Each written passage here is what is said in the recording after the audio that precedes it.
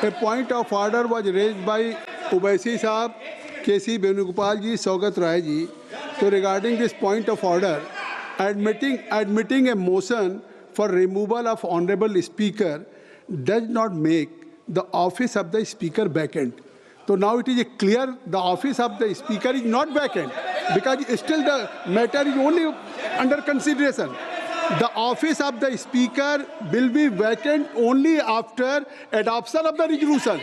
What do you are saying? This is no point of order, and because of there is no merit in point of order, because only after adoption, if by majority it will be voted, then if the only can be vacant, office is, otherwise still there is no, you can't say कि now speaker is office is vacant. Please. बस ये पढ़िए बस। अब प्रश्न ये है, मैंने सबको अनुमति दे दिया। प्रश्न ये है कि संकल्प प्रस्तुत करने की अनुमति प्रदान की जाए। जो माननीय सदस्य संकल्प प्रस्तुत करने के लिए अनुमति दिए जाने के पक्ष में हो, वो कृपया अपने स्थान पर खड़े हो जाएं।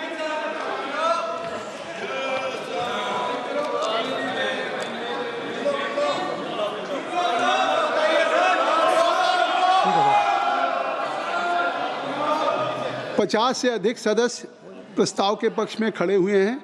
नियम 201(3) के अंतर्गत संकल्प प्रस्तुत करने की अनुमति प्रदान की जाती है। जावेद जी, श्री जावेद जी, अब संकल्प प्रस्तुत करिए। संकल्प प्रस्तुत करिए। Sir, I move the following resolution that this House, having taken into consideration the conduct of the Speaker of the House as regards disallowing the leader of the opposition and other opposition leaders to speak, making unwarranted allegations against women MPs belonging to the opposition, suspending opposition MPs for an entire session for raising issues of public concern and not rebuking ruling party members for making wholly objectionable and derogatory remarks against former PMs, feel he has ceased to maintain an impartial attitude necessary to command the confidence of all sections of this House, that in his partisan attitude he disregards the right of members of the House and makes pronouncements and gives ruling calculated to effect and undermine such rights, and he openly espouses the version of the ruling party on all controversial matters, that all these acts constitute a serious danger to the proper functioning of this House and ventilating effectively the felt concern and grievances of the people, and therefore resolve that he be removed from his office.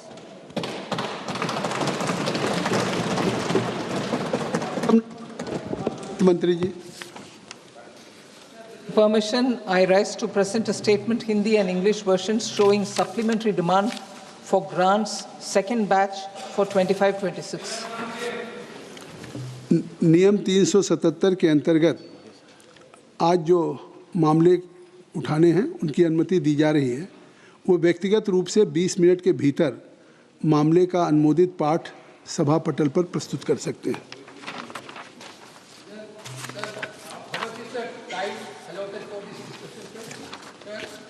As you wish. 10 hours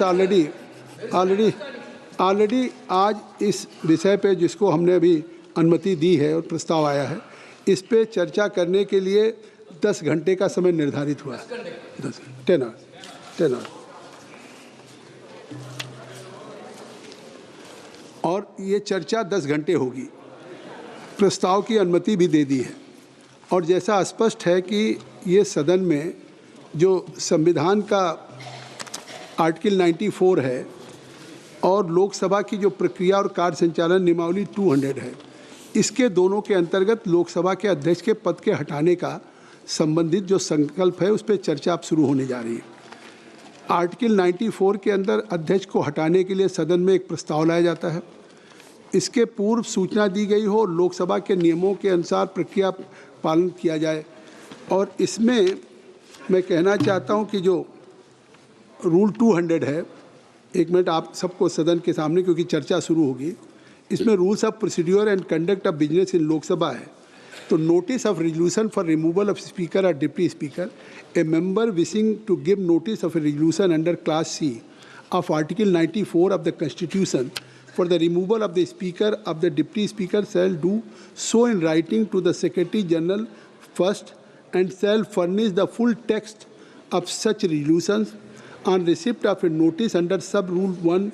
A motion for leave to move the resolution shall be entered in the list of business in the name of the member concerned on a day fixed by the Speaker, provided that the day so fixed shall be any day after 14 days from the date of the receipt of notice of the resolution. Rule 200A, उसके जो ग्राह्य करने का admissibility of the resolution, जो संकल्प या प्रस्ताव को ग्राह्य करना, उसमें साफ लिखा है कि in order that such a resolution में be admissible it shall satisfy the following conditions, namely it shall be specific with the respect to charges, it shall be clearly and precisely expressed, it shall not be contain arguments, inferences, ironical expressions, imputations or defamatory statement।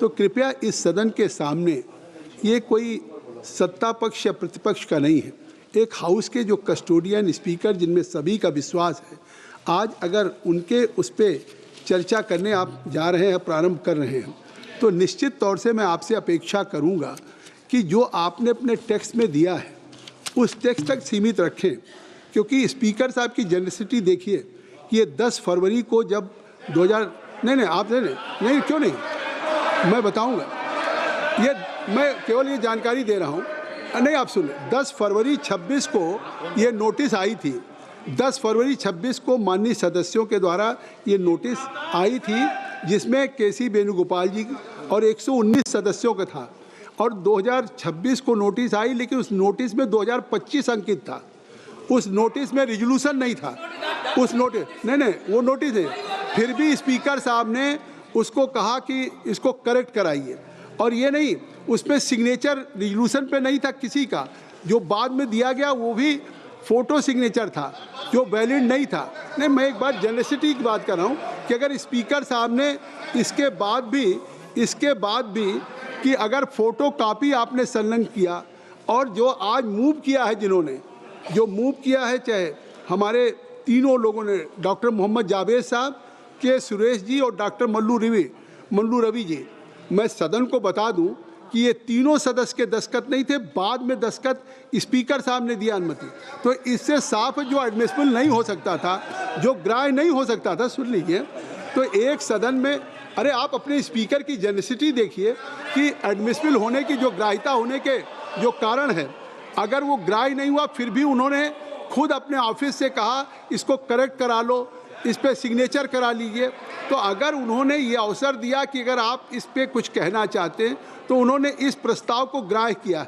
इसलिए मैं आपसे अनुरोध करूंगा कि ऐसी परिस्थितियों में आपको उन्होंने अगर ग्राह्य किया, खुद उस दिन से आज स्पीकर के चेयर पे नहीं आ रहे हैं, जबकि इसके पहले भी जब 1954 में आया, 1966 में आया, 1987 में आया, उस समय लगातार स्पीकर अपने चेयर पे काम करते रहे।